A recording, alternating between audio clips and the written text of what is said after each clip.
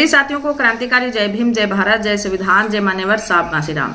साथियों, बिहार के अंदर चुनावी डेट नजदीक आते ही जो चुनावी पार्टियां हैं, राजनीतिक जो दल हैं, वो काफी सक्रिय मोड में नजर आ रही हैं और लगातार प्रचार प्रसार को तेज किए हुए हैं।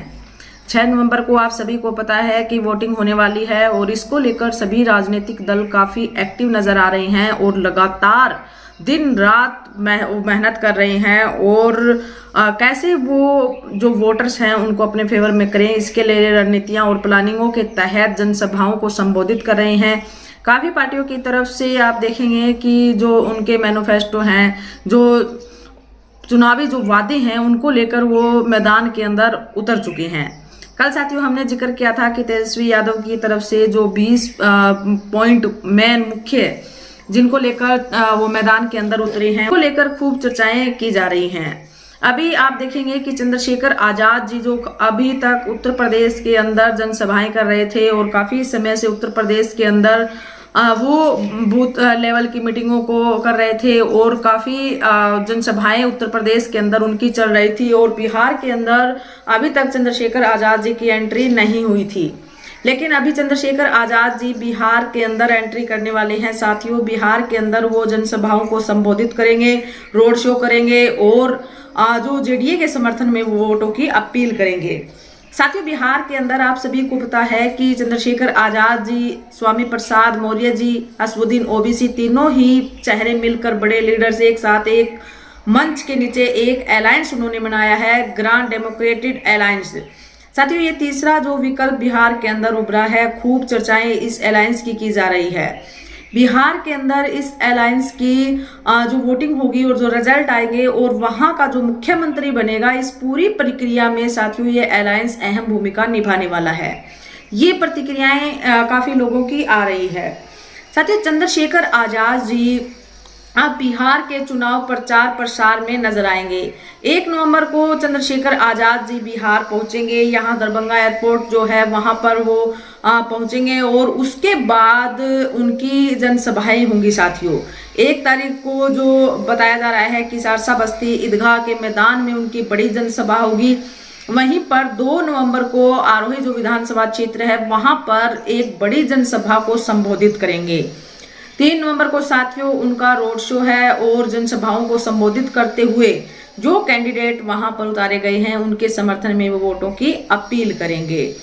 साथियों, बिहार के अंदर आप देखेंगे कि जिस तरीके से जेडीए की जो पोजीशन बताई जा रही है वो बहुत अच्छी बताई जा रही है और काफी सीटों पर मजबूत दिखाई जा रही है जेडीए। और तीनों जो बड़े लीडर्स हैं साथियों, 3 जो अहम समाज हैं और अच्छी खासी पॉपुलेशन है बिहार के अंदर उनकी, आप देखेंगे कि असदुद्दीन ओवैसी एआईएमआईएम की अच्छी पोजीशन बताई जा रही है और जो मुस्लिम वोट बैंक है वो असदुद्दीन ओवैसी जी के साथ है पूरी तरीके से। दूसरा जो दलित समाज का वोट बैंक है वो चंद्रशेखर आजाद जी के पास है और तीसरा स्वामी प्रसाद मौर्य जी जो पिछड़े समाज पर अच्छी पकड़ रखते हैं। तो तीनों ही समाज के तीनों अहम लीडर साथियों बिहार की राजनीति में एक बड़ा बदलाव करने वाले हैं। अभी आप देखेंगे कि काफी लोगों की ये प्रतिक्रियाएं आ रही हैं कि जो जेडीए गठबंधन है या बसपा पार्टी है, ये बिहार के अंदर किंग मेकर की भूमिका निभाने वाली है।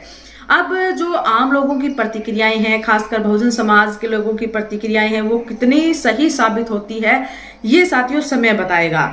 लेकिन जो रुझान और जो समीकरण जो खासकर बहुजन समाज की जो बातें निकल कर आ रही है वो यही निकल कर आ रही है कि जितने भी जो बहुजन दल वहां पर चुनाव लड़ रहे हैं, खासकर बसपा पार्टी को लेकर भी यही बातें हो रही हैं, वहीं पर जेडीए को लेकर भी यही बात हो रही है कि जो बहुजन समाज की जो पार्टियां हैं जो चुनाव लड़ रही हैं बिहार के अंदर, उनके बगैर किसी की भी बिहार के अंदर सरकार नहीं बनने वाली है।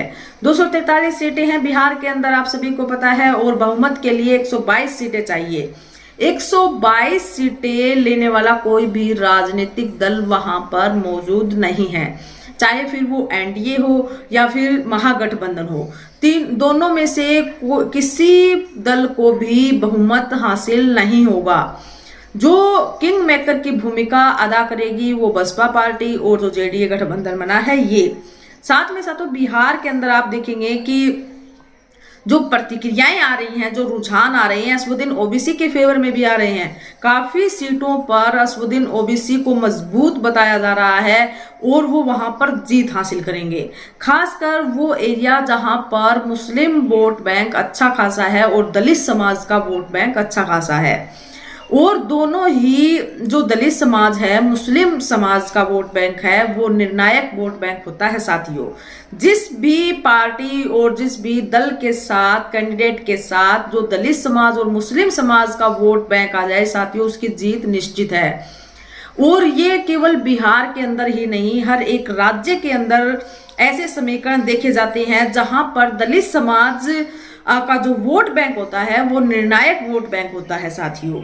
अब जो दलित समाज और मुस्लिम समाज का जो वोट बैंक है, अब देखना ये है कि वो जेडीयू को जाता है या फिर बसपा पार्टी को जाता है। साथियों, आप भी अपनी प्रतिक्रिया जरूर दीजिए कि जो जेडीए गठबंधन बना है और बसपा जो पार्टी है जो अकेले चुनाव लड़ रही है बिहार के अंदर, इनमें से किस पार्टी को बहुजन समाज का वोट बैंक जाएगा, अल्पसंख्यक समुदाय का वोट बैंक जाएगा। आप अपनी प्रतिक्रिया जरूर दीजिए। जो बिहार से जुड़े हुए साथी हैं वो वहां की अपडेट जरूर दें। अब चंद्रशेखर आजाद जी भी काफी समय से उत्तर प्रदेश के अंदर लगे हुए थे। उत्तर प्रदेश के अंदर भी चुनाव है साथियों 2027 के अंदर। बहन कुमारी मायावती जी भी लगातार इसको लेकर बैठकें कर रही हैं। अभी मुस्लिम भाईचारा कमेटी की बैठक थी और काफी जो बैठक है पदाधिकारियों के साथ बहन कुमारी मायावती जी कर रही है। और यही मीटिंग चंद्रशेखर आजाद जी भी उत्तर प्रदेश के अंदर 2027 की तैयारियों को लेकर नजर आ रही हैं। और अब बिहार के अंदर उनकी एंट्री होने वाली है साथियों। 1 नवंबर को चंद्रशेखर आजाद जी बिहार के अंदर होंगे और बिहार के जो अलग अलग विधानसभा क्षेत्रों पर जो प्रत्याशी उतारे गए हैं उनके लिए वोटों की अपील करेंगे। चंद्रशेखर आजाद जी जनसभाएं करेंगे और रैलियां करेंगे और साथ में रोड शो के कार्यक्रम भी निर्धारित किए गए हैं। ये जो चंद्रशेखर आजाद जी वहां पर जब पहुंचेंगे तो काफी इफेक्ट जो दलित बहुजन समाज का जो वोट बैंक है उस पर पड़ने वाला है साथियों। आप देखेंगे चंद्रशेखर आजाद जी के साथ जो दलित समाज के साथ साथ मुस्लिम समाज का भी वोट बैंक है साथियों। नगीना से चंद्रशेखर आजाद जी सांसद बने तो वहां पर आप सभी को पता है कि वो किन की बदौलत बने, किन की वोटर की वजह से बने। तो चंद्रशेखर आजाद जी के प्रति भी काफी विश्वास दिखाया जाता है। चंद्रशेखर आजाद जी के प्रति भी दलित समाज और मुस्लिम समाज को काफी उम्मीदें हैं, इसलिए उनको सपोर्ट करते हैं। और यही सपोर्ट जब नगीना से उनको मिला तो वो सांसद बने और दोनों ही समाज की बातों को बखूबी से, जो जिन समस्याओं से वो जूझ रहे हैं उन समस्याओं को बखूबी से उठाते हैं, उनके लिए बोलते हैं। तो ये जो बेनिफिट है वो चंद्रशेखर आजाद जी को मिलने वाला है। 1 तारीख से चंद्रशेखर आजाद जी बिहार के अंदर होंगे। 6 नवंबर को पहले चरण की वोटिंग होने वाली है और 11 नवंबर को दूसरे चरण की होगी। 14 नवंबर को रिजल्ट घोषित हो जाएंगे।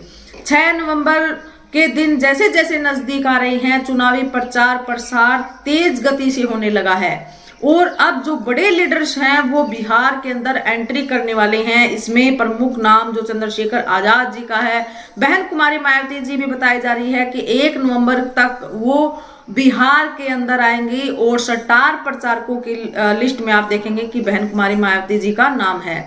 तो वो भी वहां पर जनसभाएं करेंगी, जो बड़ी रैली वहां पर होगी साथियों। उसकी अपडेट भी आप सभी तक हम देते रहेंगे। तो बिहार चुनाव को लेकर आप सभी की क्या प्रतिक्रिया है? क्या मुस्लिम और बहुजन समाज का जो वोट बैंक है वो बसपा पार्टी या फिर जो जेडीए गठबंधन है उसके साथ जाएगा, या फिर जो कोई तीसरा विकल्प भी है इस समाज के पास और इनका हित और इनका बेनिफिट कहां पर है, इनको किस पार्टी को सपोर्ट करना चाहिए? आप सभी अपनी प्रतिक्रिया जरूर दीजिए, कमेंट सेक्शन बॉक्स में जरूर लिखें। वीडियो को ज्यादा से ज्यादा शेयर कीजिए और चैनल को सब्सक्राइब कीजिए। धन्यवाद।